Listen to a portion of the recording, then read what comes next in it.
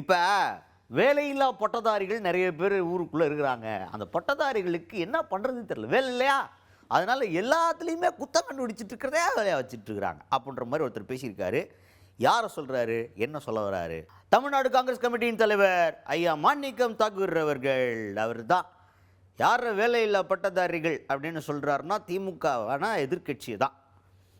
எதிர்க்கட்சி தான் வந்து வேலையில்லா பட்டதாரிகளாக இருக்கிறாங்க இப்போ அப்படின்ற மாதிரி பேசுகிறார். ஏன்னா அவங்களுக்கு முன்னாலாம் அதிகாரம் இருந்துச்சா, வேலை இருந்துச்சா, இப்போ சும்மா இருக்கிறதுனால போர் அடி தான். அதனால் குத்தம் கண்டுபிடிச்சிட்டு இருக்காங்களாம். எந்த குற்றத்தை கண்டுபிடிச்சிட்டாங்க அப்படின்னு பார்த்தீங்கன்னா, அமைச்சர் கீர்த்தனா அவர்கள் இங்கிலீஷில் போய் கேட்டு இங்கிலீஷ் ஒழுங்காக கற்றுக் கொடுக்கலன்னு சொல்லிட்டு ஒரு அரசு பள்ளி மாணவிகிட்ட பேசினது, அங்கே இருக்கிற ஆசிரியர்கிட்ட பேசினது.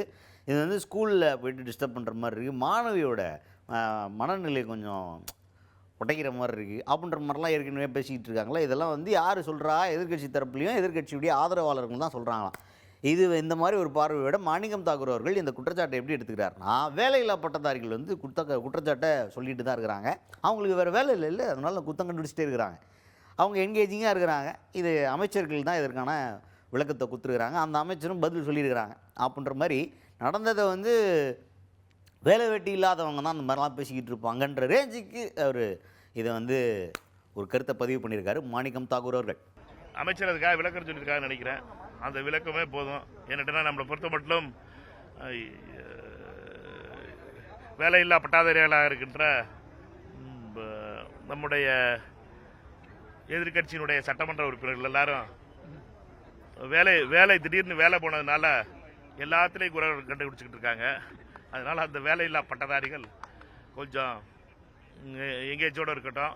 அதுக்கடுத்துதான் இப்போ விடுதலை சிறுத்தைகள் கட்சி தலைவரும் எம்பியுமான திருமாவளவன் அவர்கள் சமீபத்தில் ஒரு கருத்து சொல்லியிருந்தார். நாங்கள் வந்து அமைச்சரவையில் பங்கு பெற்றாலும் கூட்டணியில் இணைஞ்சிட்டோன்னு நீங்கள் நினைக்க வேணாம். தாவேகா கூட்டணியில் நாங்கள் இணைஞ்சிட்டோன்னு யாரும் நினைக்க வேணாம். அமைச்சரவையில் இருக்கிறோம், ஆதரவு கொடுத்துருக்கோம், ஆனால் கூட்டணியில் இப்போதைக்கு இல்லை அப்படின்ற மாதிரி ஒரு ஸ்டாண்ட் எடுத்திருந்தார். நம்ம கேட்கும், என்ன அமைச்சரவைக்கு போயாச்சு, அமைச்சர் ஆயாச்சு, ஆதரவு கொடுத்தாச்சு, எல்லாமே முடிஞ்சு, ஆனால் கூட்டணி இல்லைன்னு என்ன மாதிரி ஒரு ஸ்டாண்ட் இது அப்படின்ற மாதிரி ஒரு டென்ஷன் ஒரு குழப்பம் இருந்துச்சு.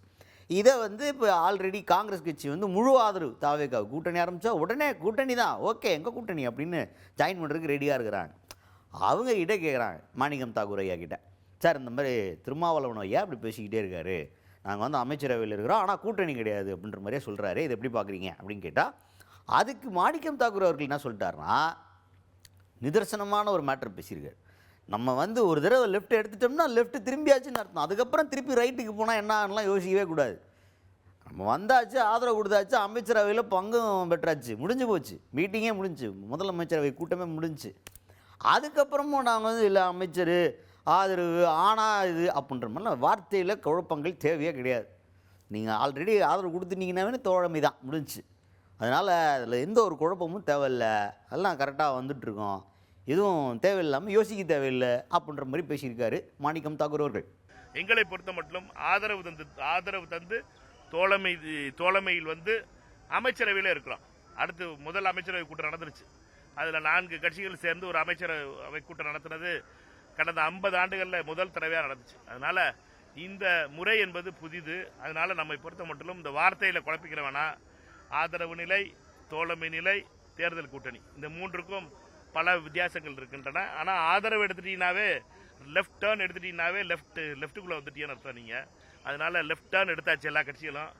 லெஃப்ட்டில் வந்ததுக்கப்புறம் ரைட்டை பற்றி பேசிக்கிட்டு இருக்குங்கிறது வெற்றி வேலை. வேறு ஊருக்கு போயிடுவோம், அது போகிறது இல்லை. நம்ம தான் வண்டி ஏறியாச்சே லெஃப்ட் டேர்னில். அதனால் நம்முடைய பாதை தெளிவாக இருக்கிறது. தமிழகத்தை மதசார்பற்ற வழியிலே காப்பதற்காகவும் அமித்ஷாவினுடைய கையிலே தமிழ்நாட்டை ஒப்படைக்காமல் இருப்பதற்காகவும் இந்த கூட்டணி அமைக்கப்பட்டது.